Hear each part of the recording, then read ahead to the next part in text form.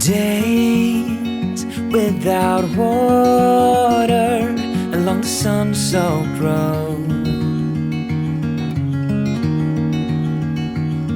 We crossed over.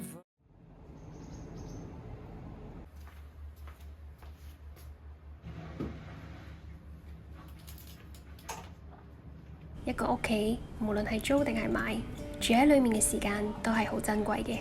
擁有一個合理、舒適而又有個人風格嘅生活空間，變得好重要。Hello， 大家好啊，我係 Kristen。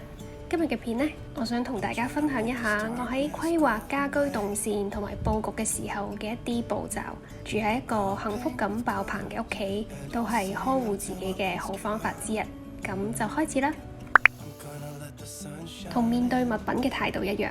喺規劃一個屋企嘅佈置嘅時候，要問下自己心入面究竟想要啲咩，同埋實際需要啲咩。前期可以多啲睇下網上面唔同嘅家居佈置風格，一定要睇多啲嘅原因，除咗可以更加肯定自己嚮往嘅風格，更加係為咗避免俾風格呢兩個字過分局限咗。淨係睇網上面嗰啲北歐風啊、日系啊、韓系家居圖，梗係都會覺得好好睇、好完美啦。但係現實係真正生活起嚟，就要考慮好多其他嘅因素。風格可以喺我哋買家私、做佈局嘅時候定一個大方向，但係都係要配合實際嘅日常需要，先可以成就一個合理又靚嘅家居。呢個階段呢，就係要喺想要同埋需要之間做妥協。譬如我好中意嘅其中一個風格係日系超和風，但係呢個風格好大嘅一個元素呢，就係極繁嘅雜貨風佈置，同我喺小物同埋方便打掃方面嘅需求呢有矛盾嘅。於是我就放棄雜貨風嘅元素，以一啲復古感強少少嘅新木色家私嚟營造一種類似嘅感覺。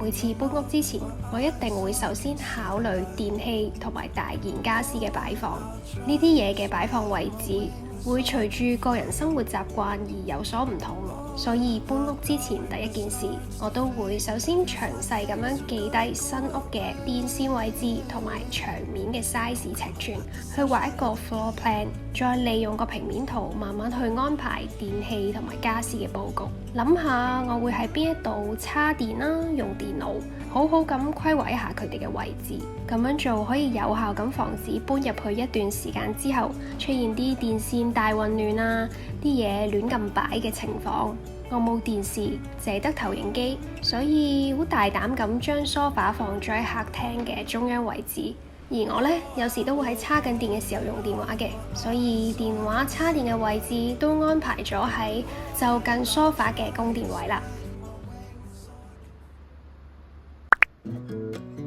家居佈置，我覺得最重要嘅都係要方便個人嘅生活習慣，將啲嘢收納晒喺櫃入面，視覺上當然會比較整齊啦。但係有啲成日用到，甚至每日都會用嘅嘢，不妨將佢哋做開放式收納，隨手拎嚟用，好方便，都可以養成用完1分鐘收拾嘅好習慣。一啲可以幫助我培養好習慣嘅物品，我都會做開放式收納。例如係瑜伽墊啦、畫具咁樣，比起由個櫃裡面拎出嚟嘅麻煩，將佢哋放喺隨手拎到嘅位置，我就會更加頻密去使用佢哋。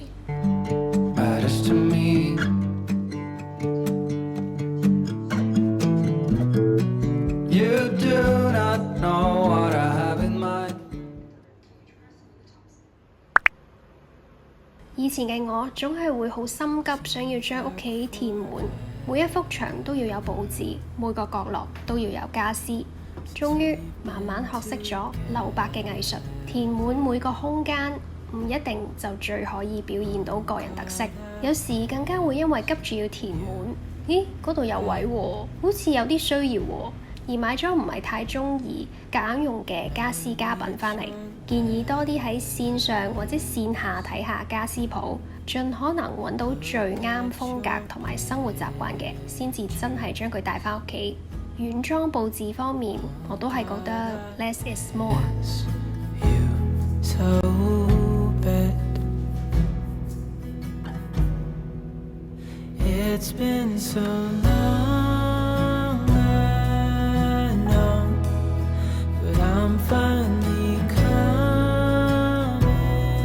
屋企安排佈局嘅時候，我哋可能會受到好多外界嘅觀感影響，不知不覺偏離咗自己生活嘅需要。吸收多啲出面嘅靈感同埋意見係好事，但係最終都係要以方便自己為優先考慮。